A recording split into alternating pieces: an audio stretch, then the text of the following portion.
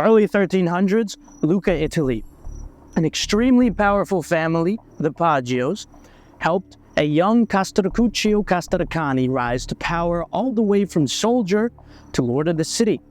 However, once he achieved this power, the Paggios felt that he had forgotten all about them. And so when he was away fighting Florence, they plotted that they were going to find a way to dethrone this ungrateful prince. And so riots broke out. Tensions were building between the Castracani and Paggio supporters.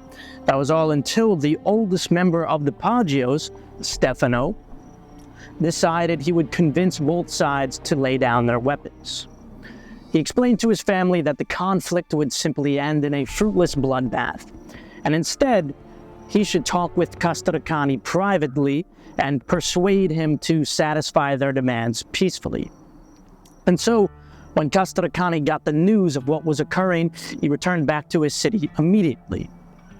Upon returning, because Stefano had made the riots stop, he decided he was going to pay Castracani a visit, figuring that he would be grateful for bringing peace to the city. And so he explained to Castracani that he himself had made the riots stop, and he brought peace to the entire city, along with reminding him of how instrumental the entire Paggio family was in Castracani's rise to power. And so he said the only right thing to do would be to pardon the Paggios and listen to their demands, because that would be fair. And so Castracani listened to Stefano without the slightest bit of anger or resentment.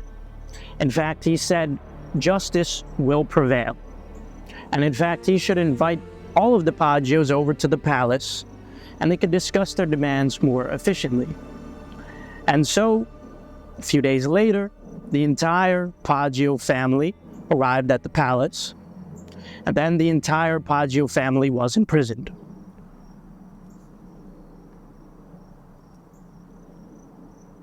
And then the entire Paggio family was executed, including Stefano. Moron. Evidently, Stefano did not get what he wanted by bringing up his past favors, trying to appeal to the mercy and gratitude of Castracani. On the other hand, a trusted advisor to Genghis Khan had a very different strategy in order to get what he wanted. His name, Yelo Chutsai. By the 12th century, China had a culture which had been thriving for over 2,000 years. Genghis Khan wanted to obliterate all of it. He figured it would be better to exterminate the Chinese and let the grass grow. And so he was going to destroy the entire place, leveling all of the cities. That was until Chutsai, a foreigner who grew to appreciate Chinese culture, convinced him that he would reap riches from the land if he taxed the citizens instead of exterminating the citizens. And so Khan saw the wisdom in this, and he did as Chutsai suggested, and Chutsai got what he wanted. And again, when Khan was conquering the city of Kaifeng, he figured it would be ideal to massacre all of the inhabitants, as he regularly did to any city that tried to resist him. But Chutsai convinced him that all of the finest engineers had fled there, and it would be better to put them to use. And so Khan once again agreed, and Chutsai got what he wanted. Never before had Khan shown such mercy. But Chutsai knew that this wasn't about mercy. He knew Khan well. Khan was a barbarian who cared nothing other than for warfare, practical results, not culture. And so he appealed to the only emotion that would work on such a man.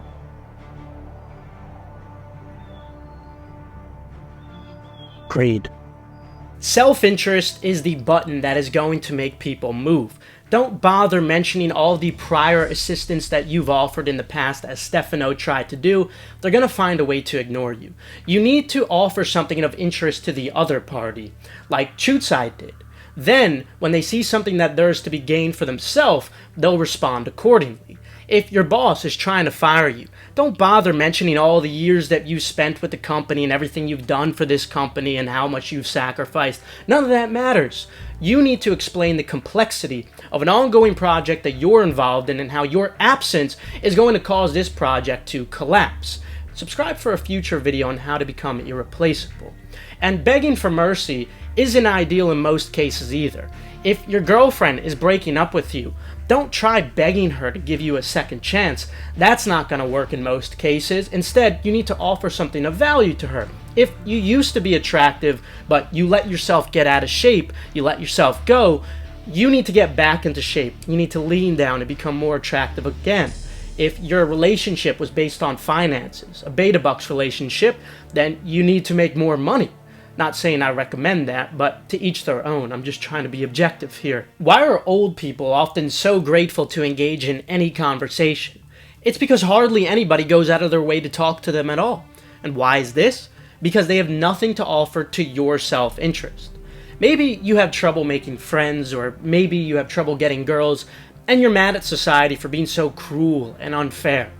But when was the last time that you went out of your way to sit down and converse with an elderly person? You see, in order to get what you want in life, you need to offer something that appeals to somebody's self-interest. And of course, this is going to be different for every single person and request. In fact, there's actually a very unique reversal to this particular law. You see, some people's self-interest is actually allowing them to exercise generosity, mercy, or charity. Whether it's for good publicity or maybe for their own emotions and self-image, some people actually do have something to be gained when you beg them. Some people just want opportunities to display their good heart or to feel powerful. Maybe just to feel good about themselves, like when you give $1 to a homeless person. And this is precisely why simping could be actually effective in some rare cases. Maybe they could find a better partner than you, but they'll lose that constant emotional validation and power that they have over your bitch ass. Obviously, some people value this more than others. It all depends on their personality type. But technically, at the end of the day, you're still offering them something that appeals to their self-interest. It's a bit more subtle, but you're still offering them something that they want. The thing is that most people don't want this in particular, or at least they don't prioritize it. In general, though, the bottom line is you need to offer something to your target's self-interest. And this is going to be different for every single target and request. And so you'll need to adjust accordingly, and maybe you'll have to do a little bit of studying. And one last thing. For those of you who commented that you actually do go out of your way to talk to elderly people, you're that rare case. Because otherwise you wouldn't be telling us about it, displaying your virtue. Please don't delete the comment though. It'll be an interesting exhibit for all the other viewers.